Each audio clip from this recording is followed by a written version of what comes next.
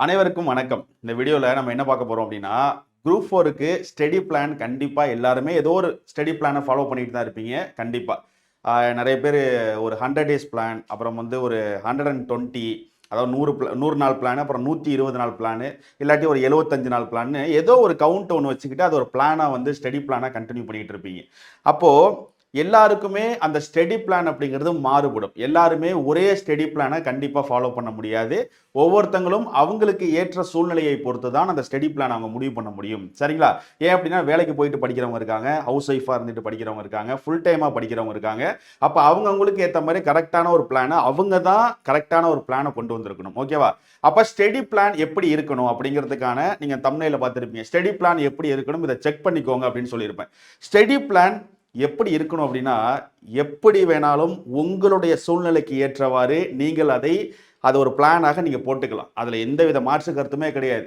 இப்படி தான் study plan இருக்கணும், 100 நாளைக்கு இருக்கணும், 120 நாளைக்கு இருக்கணும், 150 நாளைக்கு இருக்கணும், ஜூன் 8ஆம் தேதி வரைக்கும் ஸ்டடி பிளான் இருக்கணும். அதெல்லாம் யதார்த்தம் அல்ல. அதெல்லாம் ஒரு ரியாலிட்டி அப்படிங்கிறது இல்லை. அப்போ ரியாலிட்டி என்ன சார்? அந்த ஸ்டடி பிளான் அப்படிங்கிற அந்த வார்த்தைக்கு பின்னாடி என்ன இருக்குது அப்படின்னா, ஸ்டடி பிளான் அப்படின்னா காமனாக நீங்கள் இதெல்லாம் இருக்கான்னு ஃபஸ்ட்டு செக் பண்ணிக்கோங்க. ஆனால் ரொம்ப முக்கியமான ஒரு விஷயம் இருக்குது, அதை நான் லாஸ்ட்டாக சொல்கிறேன். ரொம்ப முக்கியமாக ஸ்டடி பிளானை நீங்கள் எத்தனை நாளைக்கு வேணாலும் பிளான் பண்ணி வச்சுக்கோங்க. அதை பற்றி எந்த பிரச்சனையுமே கிடையாது. அது உங்களுக்கு ஏற்ற மாதிரி நீங்கள் எப்படி வேணாலும் அந்த ஸ்டடி பிளானை வச்சுருக்கலாம். ஆனால் உங்களுடைய ஸ்டடி பிளானில் ரிவிஷன் பிளான் கரெக்டாக இருக்கா அப்படிங்கிறத செக் பண்ணிக்கோங்க. உங்களுடைய ஸ்டடி பிளானில் ரிவிஷன் பிளான், நான் என்ன சொல்ல வர்றேன்னா, நீங்கள் படிக்கிறத எத்தனை நாளைக்கு ஒரு டைம் ரிவிஷன் பண்ணுறதுக்கு நீங்கள் அந்த பிளானில் கொடுத்துருக்கீங்க அப்படிங்கிறத ரொம்ப கரெக்டாக செக் பண்ணிக்கோங்க. ஏன் அப்படின்னா, நீங்கள் முதல் டைம் ஒரு நாள் அந்த புத்தகத்தை படிக்கும்போது உங்களுக்கு எல்லாமே படித்த மாதிரி தான் இருக்கும். அப்போ படித்த மாதிரி இருக்குன்னு அப்படியே விட்டுட்டு அடுத்துன்னு நீங்கள் புதுசாக படிக்க போய்கிட்டே இருப்பீங்க. ஆனால் முதல் நாள் படித்த விஷயத்தை ரிவிஷன் பண்ணாமல் விட்டுட்டீங்க அப்படின்னா, ஒரு 10 நாள் கழித்து ஆட்டோமேட்டிக்காக முதல் நாளில் படித்தது மறந்துடும். அப்போ 11ஆவது நாள் 2வது நாள் படித்தது மறந்துடும். இப்படி அடுத்தடுத்த நாள் நீங்கள் புதுசாக ஒரு நாளை கொண்டு வந்து ஒரு விஷயத்தை புதுசாக படிக்கும் போது பழசாக படித்த விஷயத்த நீங்கள் ரிவிஷன் பண்ணாமல் அன்னைக்கு படித்ததே நமக்கு புரிஞ்சுது அப்படின்னு சொல்லி நீங்கள் விட்டுட்டு போயிட்டீங்க அப்படின்னா உங்களுக்கு அது ப்ராப்பராக உங்களுக்கு அது ஸ்டோர் ஆகாது. ஓகேவா? அதாவது இந்த ஒரு விஷயம் சொல்லுவாங்கல்ல, ஒரு ஒரு விஷயத்த வந்து ஒரு ஓட்டப்பானையில் தண்ணி ஊற்றினோம்னா என்ன ஆகும்? தண்ணி ஊற்றிக்கிட்டே இருப்போம். அப்போ ஒரு பக்கம் ஓட்டையில் அது வந்து தண்ணி வெளில போயிட்டே இருக்கும். அப்போ நம்ம புதுசாக நம்ம படிக்க பழசை படிக்காமல் நம்ம அப்படியே விட்டுக்கிட்டே வந்தோம், ரிவிஷன் படிக்காமல் அப்படின்னா கண்டிப்பாக நீங்கள் அவ்வளோ எஃபர்ட் போடுறதுல எந்த பயனும் இல்லாமல் போயிடும். இது வந்து புரிஞ்சுக்கோங்க. இப்போவே புரிஞ்சுக்கிட்டீங்கன்னா நீங்கள் அதை தப்பிச்சிடலாம். சரிங்களா? அப்போ ரிவிஷன் அப்படிங்கிற இந்த பிளானை கரெக்டாக பார்த்துக்கோங்க. உங்களுடைய ஸ்டடி பிளான்ல ரிவிஷன் அப்படிங்கிறது வீக்லி ஒன்ஸா, இல்ல 2 டேஸுக்கு ஒன்ஸா, இல்ல 1 மாசத்துக்கு ஒரு டைமா, இல்ல 15 நாளைக்கு ஒரு டைமா, எத்தனை நாளைக்கு ஒரு டைம் ரிவிஷன் பண்ணணுங்கிற ஸ்ட்ராட்டஜியை உங்களுடைய ஸ்டடி பிளான்ல நீங்க வச்சிருக்கீங்க அப்படிங்கிறத தெளிவா பார்த்துக்கோங்க. முடிஞ்ச அளவுக்கு வீக்லி ஒன்ஸ் அப்படிங்கிறது ரிவிஷன் வைங்க, கம்பல்சரி.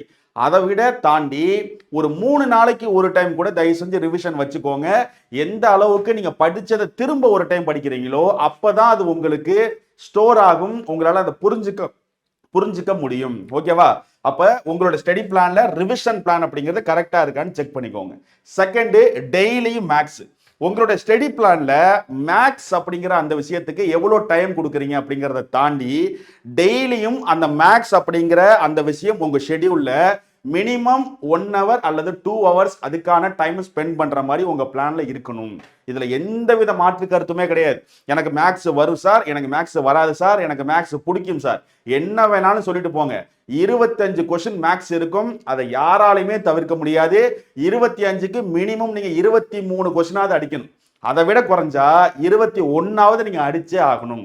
அப்போ மேக்ஸ் அப்படிங்கிறது டெய்லியும் 1 மணி நேரம் அல்லது 2 மணி நேரம் போட்டு பார்க்குற மாதிரி உங்களுடைய ஸ்டடி பிளான்ல அது இருக்கா அப்படிங்கிறத செக் பண்ணிக்கோங்க.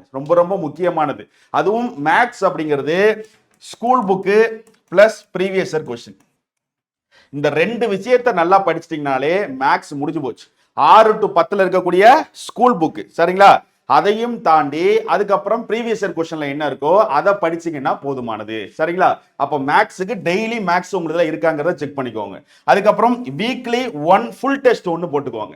வீக்லி ஒன்ஸ் என்ன பண்ணணும்? ஒரு ஃபுல் டெஸ்ட். நீங்க அந்த ஒரு வாரம் ஃபுல்லா என்ன படிச்சிருக்கீங்க அப்படிங்கறத ஒரு டெஸ்ட் போடுறதுக்கு அந்த வாரத்துல உங்க ஷெட்யூல் இருக்கா? உங்க ஷெட்யூல்ல வாரத்துக்கு ஒரு முறை அந்த வாரம் முழுவதும் படிச்சது எல்லாமே ஷெட்யூல் போடுற மாதிரி உங்ககிட்ட இருக்கா அப்படிங்கிறது உங்களுக்கு தெரியணும். அது ரொம்ப ரொம்ப ஒரு முக்கியமான ஒரு விஷயம். அப்ப வீக்லி ஒன் ஃபுல் டெஸ்ட் ஒன்னு போறது உங்க ஸ்டடி பிளான்ல இருக்கான்னு பாத்துக்கோங்க. So Tamil 100 mark, maths 25 question, GS 75 question, இது 100 கொஸ்டின் தமிழ். சோ ப்ராப்பரா இந்த 200 கொஸ்டினுக்கும் ஏத்த மாதிரி உங்க ஸ்டடி பிளான் இருக்கா அப்படிங்கறத ப்ராப்பரா செக் பண்ணிக்கோங்க. இது எல்லாமே உங்க ஸ்டடி பிளான்ல கரெக்டா இருக்கணும். இதை எல்லாத்தையும் தாண்டி நான் கடைசியா ஒன்று முக்கியமா சொல்றேன்னு சொல்லல. என்ன தெரியுமா?